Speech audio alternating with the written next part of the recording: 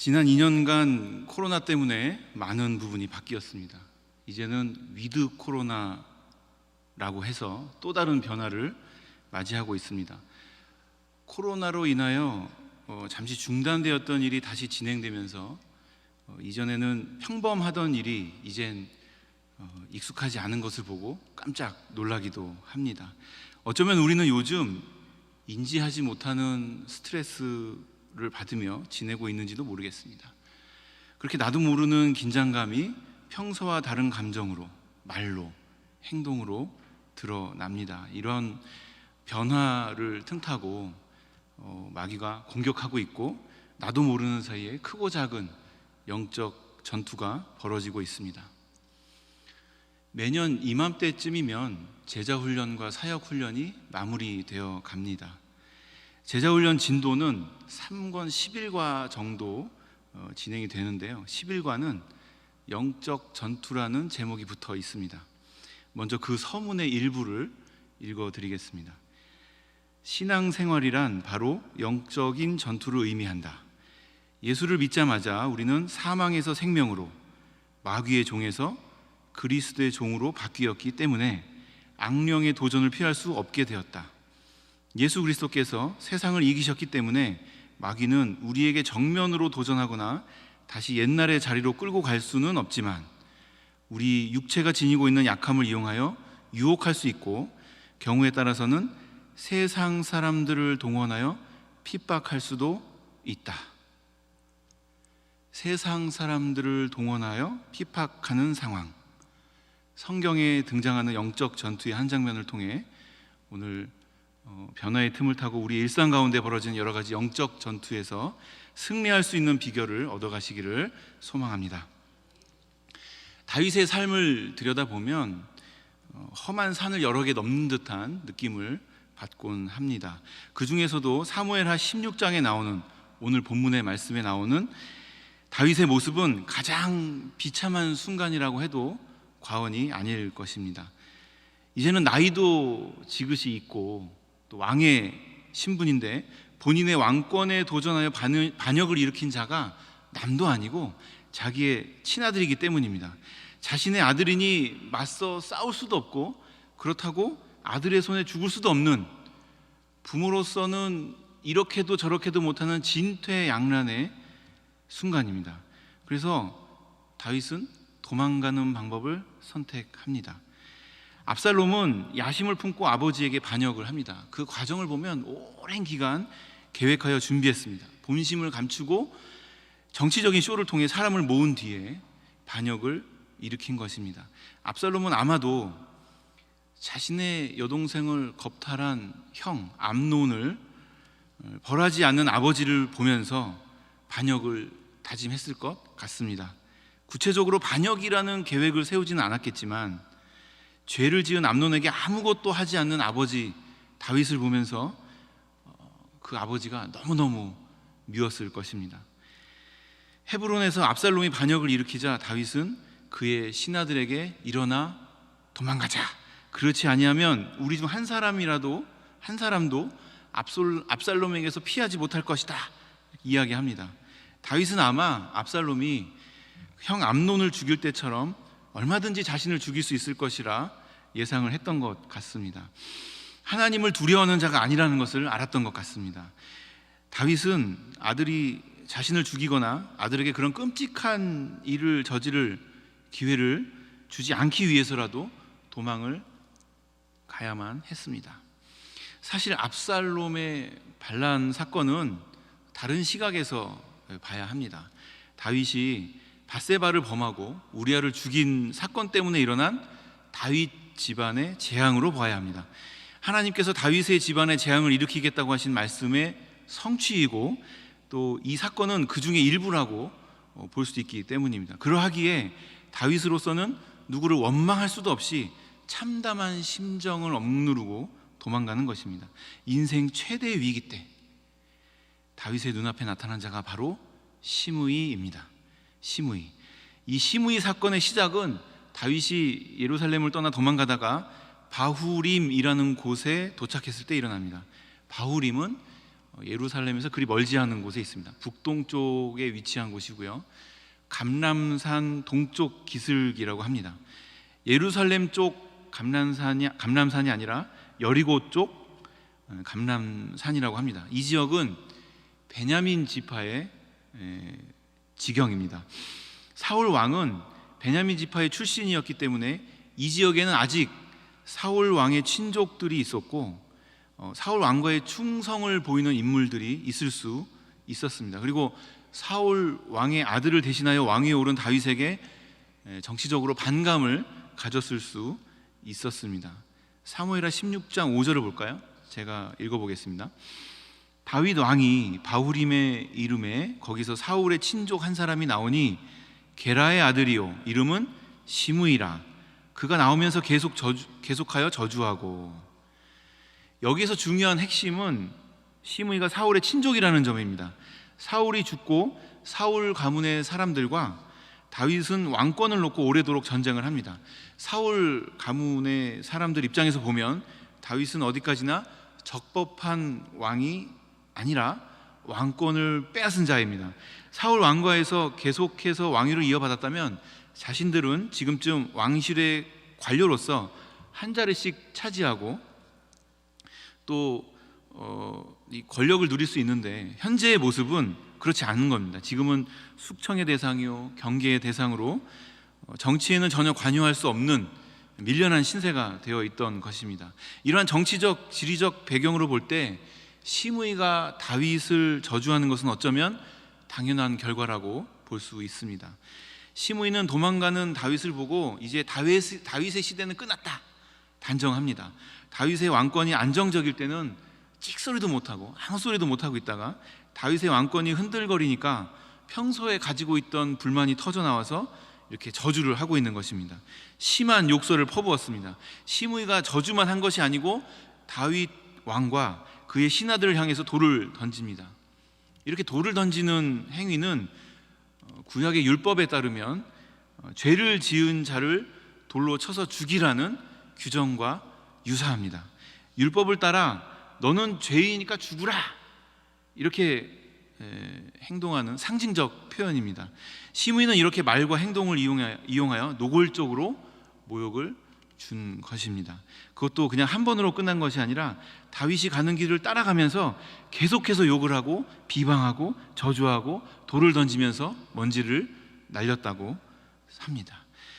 이런 순간을 우리 인생에서 만난다면 어떨까요? 마음이 무너질 정도가 아니라 인생 전체가 흔들릴 수 있지 않겠습니까? 이렇게 욕과 저주, 비방 그 자체만으로도 참 견디기 힘든 상황인데 다윗을 더 힘들게 했던 상황이 있었습니다. 시므이가 이런 저주와 비방을 다윗 혼자 있을 때 한 것이 아닙니다. 모든 사람이 다 듣는 자리에서 이런 저주를 퍼부었습니다.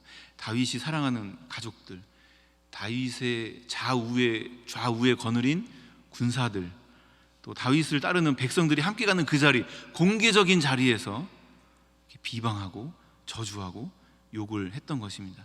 나 홀로 있는 곳에서 이런 일을 당해도 참 견디기 힘든데 많은 사람들이 있는 공개적인 자리에서 나를 향하고 욕하고 저주하고 비방을 퍼붓는다? 다윗에게 그 상황 자체가 굉장히 견디기 힘든 아주 모욕적인 순간이었을 것입니다. 이 순간이 바로 마귀가 세상 사람들을 이용하여 성도를 공격하는 상황입니다. 이 순간에 수없이 많은 영적 전투가 성도의 안과 밖에서 일어납니다. 7절과 8절을 보시면 시므이가 다윗을 향해 퍼붓는 저주가 기록되어 있습니다. 7절에는 피를 흘린 자여 사약한 자여 가거라 이렇게 기록되어 있고요.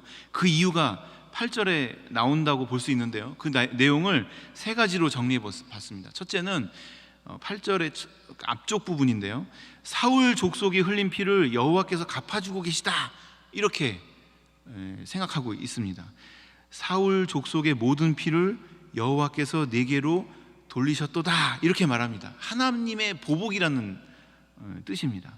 둘째는 다윗이 사울의 왕좌를 빼앗은 대가를 지금 치르고 있다고 이야기하고 있습니다. 8절 끝부분인데요. 보라, 너는 피를 흘린 자임으로 화를 자초하였느니라, 이렇게 조롱합니다. 셋째는 여호와께서 이제 압살롬에게 그 왕위를 넘기셨다는 얘기인데요. 8절 중간 부분입니다. 여호와께서 나라를 내 아들 압살롬의 손에 넘기셨도다. 다윗의 시대는 이제 끝장났다는 것입니다. 그러니까 시므이의 저주, 그 저주의 핵심은 7절입니다. 우리말 번역에서 사악한 자라고 되어 있는데요, 이건 불량배라는 의미입니다. 피를 흘렸기 때문이라고 하는데요, 누구의 피를 흘렸다고 하냐면 사울 집안의 피를 흘렸다는 것입니다. 그런데 여기서 모순되는 점은 시므이의 이야기가 결코 사실이 아니라는 것입니다.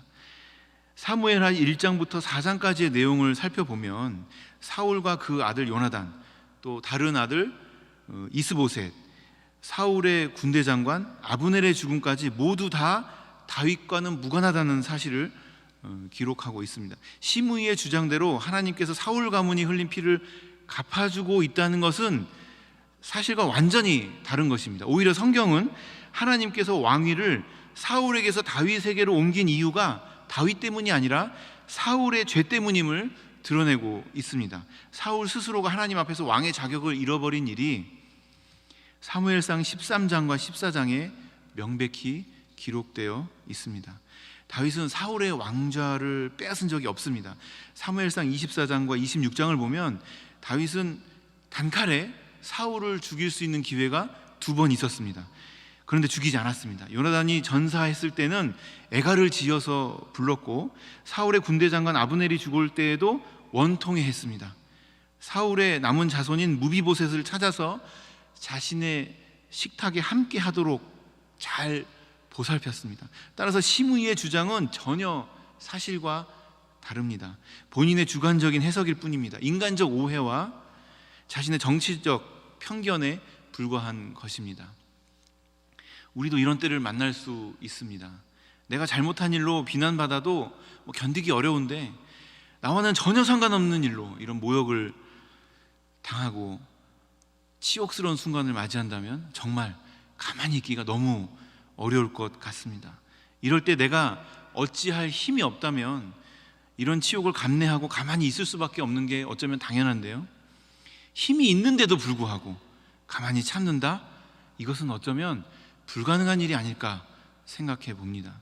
다윗의 상황을 보겠습니다. 이러한 억울함에 반응하여 나선 사람이 아비새라는 장군입니다. 아비새는 다윗 곁을 지키는 군인으로 시므이가 저주를 퍼부을 때 다윗의 곁에 있었습니다. 9절을 보실까요? 이 죽은 개가 어찌 내 주 왕을 저주하리이까 청하건대 내가 건너가서 그의 머리를 베게 하소서. 왕을 모시는 신하로서 당연한 반응입니다. 여기에서 스루야는 다윗의 누이로, 아비새는 요압과 함께 스루야의 아들입니다. 다윗의 조카입니다. 다윗이 스루야의 아들들아 라고 이렇게 여러 사람을 부르는 것처럼 말한 이유는 아마 아비새뿐만 아니라 그 형제들까지 모두 아비새처럼 행동했을 것 같습니다. 그런 표현이라고 보입니다. 그런데 다윗은 뜻밖의 행동을 보입니다. 뜻밖의 반응을 보입니다. 전혀 예상치 못한 반응입니다. 다윗은 아비새 장군의 요청을 허락하지 않습니다. 지금 시므이가 다윗에게 한 저주는 뭐예요? 너의 길은 끝났다. 너의 인생은 이제 끝장났다. 이런 저주를 퍼붓는 겁니다. 조롱하는 겁니다. 이게 마귀가 싸움을 걸어오는 전략입니다. 베드로전서 5장 8절에 보면 이러한 마귀의 전략을 정확하게 묘사하는 구절이 나옵니다. 제가 한번 읽어드리겠습니다. 근신하라, 깨어라. 너희 대적 마귀가 우는 사자같이 두루 다니며 삼킬 자를 찾나니. 마귀가 어떤 모습입니까? 우는 사자와 같다고 합니다. 우리를 해하는 사자가 아니라 우는 사자입니다. 이 사자는 울부짖어 겁을 주는 것밖에는 아무것도 할 수가 없습니다. 왜요? 예수님이 이 사자의 목에 쇠사슬을 걸어두었기 때문입니다. 지금 금방이라도 나를 집어 삼킬 것처럼 울부짖지만 사실 이 사자는, 이 마귀는 내 몸에 털끝 하나도 상하게 할 수가 없습니다. 왜요? 예수님이 나를 보호하고 있기 때문입니다. 다윗도 이 사실을 분명하게 알고 있습니다. 시편 23편에 그러한 상황을 정확하게 묘사하고 있습니다. 다들 잘 아시니까 한번 기억을 해보시면 좋겠습니다. 5절입니다. 주께서 내 원수의 목전에서 내게 상을 차려주시고 기름을 내 머리에 부으셨으니 내 잔이 넘치나이다. 울부짖는 사자 앞에서도 평안을 누리며 밥상을 차려주시는 하나님, 그 하나님을 믿기 때문에 다윗이 다른 사람들과 다르게 반응하는 것입니다. 다윗은 시므이의 저주를 뒤집을 수 있는 힘이 있었습니다. 저주를 멈추게 할 능력이 있었고요, 사실을 정확하게 증명할 증인들도 주변에 있었습니다. 그런데 그 힘을, 그 능력을 행사하지 않았습니다. 오늘 하나님이 이 이야기를 우리에게 하시는 이유가 뭐냐면, 세상 사람들이 우리를 향해 너는 이제 끝났다, 너의 인생은 끝장났다 저주하고 있기 때문입니다. 코로나로 인하여 우리 사회가 얼마나 힘들었습니까? 이 일이 교회 때문에 생긴 일인가요? 아니죠. 이 일이 교회만 영향을 주었나요? 아니죠. 오히려 음란하고 퇴폐하고 향락적인 상황이 우리 사회를 힘들게 하지 않았습니까? 그러나 이 시대는, 이 사회는 교회를 향해 손가락질했습니다. 교회 때문이라고 돌을 던졌습니다. 교회만 당한 일이 아닙니다. 우리 성도들 월요일에 출근하면 주일날 어디 갔다 왔냐고, 어느 교회 다녀왔냐고 보고서를 제출해야 했습니다. 우리 교회가 아닌데도 불구하고 뉴스에 교회발 확진자 폭증 이런 이야기가 나오면 슬그머니 사람들 사이에서, 사람들 곁에서 자리를 비켜야만 했습니다. 어디 이뿐입니까? 내가 잘못한 것도 아닌데 오해를 받고 부당한 대우를 받아 인생이 무너지는 같은 절망 가운데 계신 분들 지금 우리 곁에도 계시지 않습니까? 여기에 말로 다 할 수 없는 그 긴 시간을, 그 긴 어려움을 잘 참아 오셨습니다. 이렇게 어려움에 있는 성도들에게 다윗은 시편 37편을 통해서 용기를 주고 있습니다. 다 같이 한번 찾아봤으면 좋겠습니다. 시편 37편인데요, 제가 읽어드리겠습니다. 눈으로 따라와 주시면 좋겠습니다. 1절부터 9절까지의 말씀입니다. 악을 행하는 자들 때문에 불평하지 말며 불의를 행하는 자들을 시기하지 말지어다. 그들은 풀과 같이 속히 배임을 당할 것이며 푸른 채소같이 쇠잔할 것임이로다. 여호와를 의뢰하고 선을 행하라. 땅에 머무는 동안 그의 성실을 먹을거리로 삼을지어다. 또 여호와를 기뻐하라. 그가 내 마음의 소원을 내게 이루어 주시리로다. 내 길을 여호와께 맡기라. 그를 의지하면 그가 이루시고 내 의를 빛같이 나타내시며 내 공의를 정오의 빛같이 하시리로다. 여호와 앞에 잠잠하고 참고 기다리라. 자기 길이 형통하며 악한 꾀를 이루는 자 때문에 불평하지 말지어다.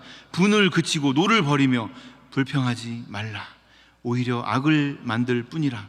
진실로 악을 행하는 자들은 끊어질 것이나 여호와를 소망하는 자들은 땅을 차지하리로다. 아멘. 그런데 하나님의 뜻은 더 깊은 곳까지 이르고 있습니다. 다윗이 시므이로부터 저주와 모욕을 당하고 그러고도 참는 이 사건은 예수님의 고난을 예표하는 사건이기 때문입니다. 예수님은 죄가 없으신 분입니다. 그런 예수님은 저주를 받으면 안 됩니다. 그런데 예수님은 우리가 받아야 될 죄를, 우리에게 와야 할 저주를, 우리가 당할 형벌을 홀로 다 끌어 안으셨습니다. 예수님은 스스로 우리를 대신하여 십자가에 달리셨습니다. 신명기 21장 23절을 보면 유대인들이 생각하는 최고의 저주는 나무에 달리는 것입니다. 유대인들이 예수님을 십자가에 못 박은 것은 이 규례를 이루기 위함이었습니다. 신성을 모독한 예수는 저주받아 마땅하다 이렇게 생각했기 때문입니다. 그리고 예수님을 십자가에 못 박은 자들은 손가락질을 했습니다. 아무 죄가 없는 예수님을 향해서 내 인생은 끝났다, 예수님을 향해 저주를 퍼부었습니다. 사람들은 예수님을 보고 네가 진짜 하나님의 아들이라면 거기서 내려와 봐라, 예수님을 조롱했습니다. 하지만 예수님은 내려오지 않으셨습니다. 하실 수 있었지만 그렇게 하지 않으셨습니다. 예수님은 그걸 다 참으시면서 뭐라고 말씀하십니까? 하나님, 저들의 죄를 용서해 주시옵소서. 그렇게 예수님은 우리의 죄를 짊어지고 죽으셨습니다. 악을 악으로 갚지 않으시고 선으로 갚으셨습니다. 이 시간 하나님 앞에 나와 있는 저와 여러분, 특별히 코로나로 힘든 분들, 인생이 무너지는 상황을 경험하시는 분들은 그 영적 전투에서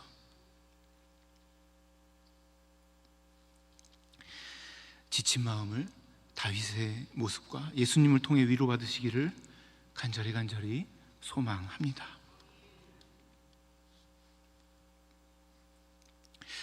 그렇다면 우리가 일상에서 벌어지는 이 영적 전투에서 이기려면 어떻게 해야 할까요? 다윗이 신하들에게 이야기한 내용에서 영적 전투에서 이길 수 있는 비결 3가지를 찾아볼 수 있을 것 같습니다.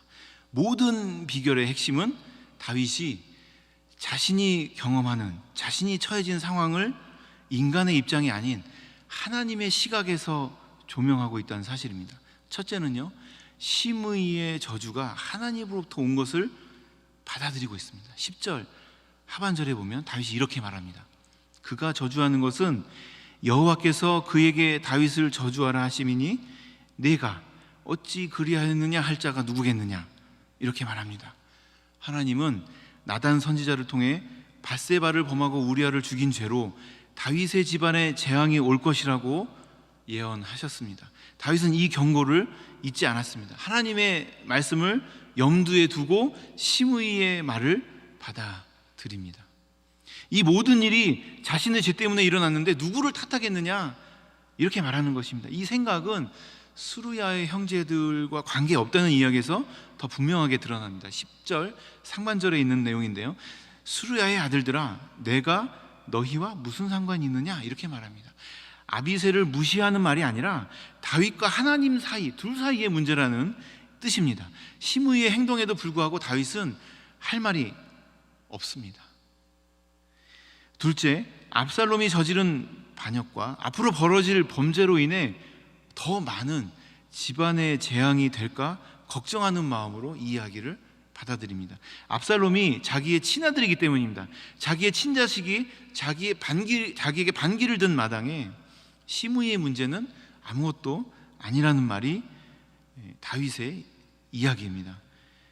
11절 한번 보실까요? 내 몸에서 난 아들도 내 생명을 해하려 하거든 하물며 이 베냐민 사람이랴 여호와께서 그에게 명령하신 것이니 그가 저주하게 버려두라. 못난 아비와 못난 아들의 문제니까 다른 걸 신경 쓸 때가 아니다, 이런 말입니다. 참으로 비참한 현실입니다. 하지만 다윗이 이 상황을 인지하고 문제를 바라보는 시각은 보통 사람들과 사뭇 다르다는 것이 느껴집니다. 셋째로, 이런 상황 속에서도 다윗은 자신이 당하는 모든 고통을 하나님께서 보시고 선으로 갚아주실지도 모른다는 믿음을 보입니다. 이러한 믿음은 단순한 직감이나 인간적 바람이 아닙니다. 오래전에 하나님께서 다윗에게 약속해 주신 언약에 근거하고 있습니다. 사무엘하 7장에 보시면 하나님이 다윗에게 주신 언약의 말씀이 쭉 기록되어 있습니다. 이 말씀을 듣고 다윗이 하나님께 고백하는 말씀이 사무엘하 7장 28절인데요 제가 한번 읽어드리겠습니다. 주 여호와여, 오직 주는 하나님이시며 주의 말씀들이 참되시니이다.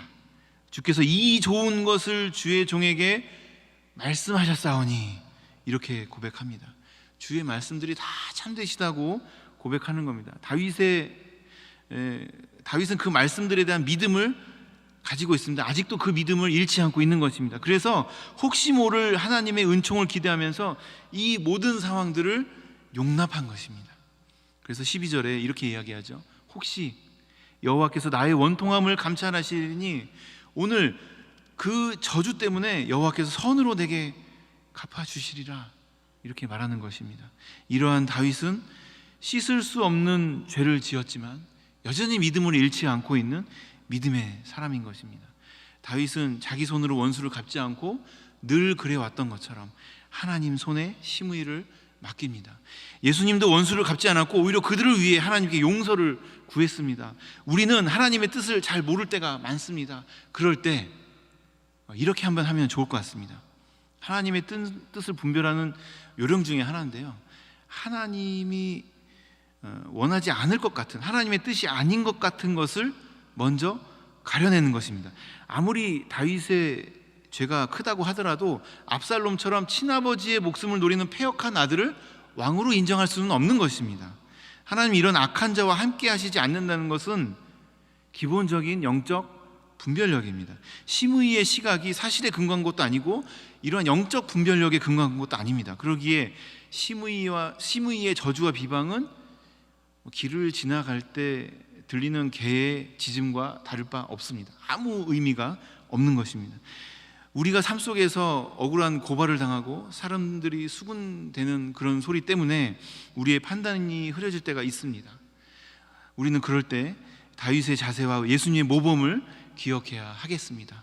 다윗처럼 하나님의 선택과 판단을 기다리는 자세가 중요합니다. 예수님처럼 악을 선으로 갚는 태도를 가져야 합니다. 내가 잘못한 것이라면 하나님께 벌을 달게 받아야 하는 것입니다. 하나님의 뜻이면 피할 수도 없습니다. 하지만 내가 잘못한 것이 없을 때, 내가 잘못한 것이 없다면 하나님이 나의 이 고난을 기억하시고 선으로 되돌려 주실 것을 기대하면서 인내하는 것이 필요합니다. 그것이 영적 전투에서 승리하는 비결입니다.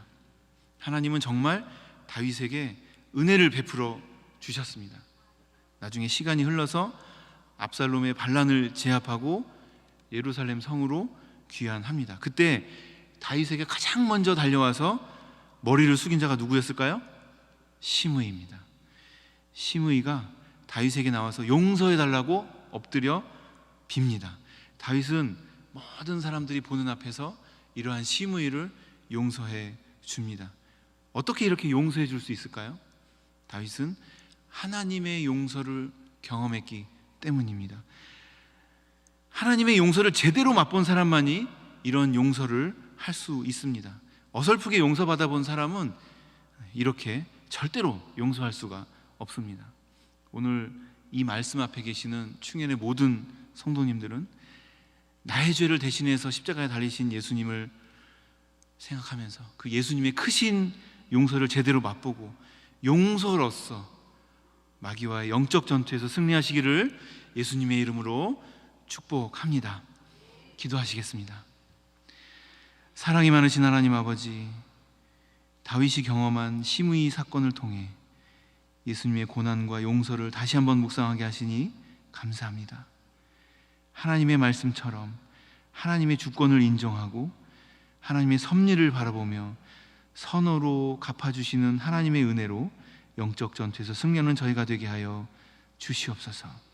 우리의 죄를 대신해서 십자가에 달려 돌아가신 예수님의 크신 용서를 제대로 맛보고 경험하며 용서로서 마귀와 영적 전투에서 날마다 승리하도록 인도하여 주시옵소서. 예수님의 이름으로 기도하옵나이다. 아멘.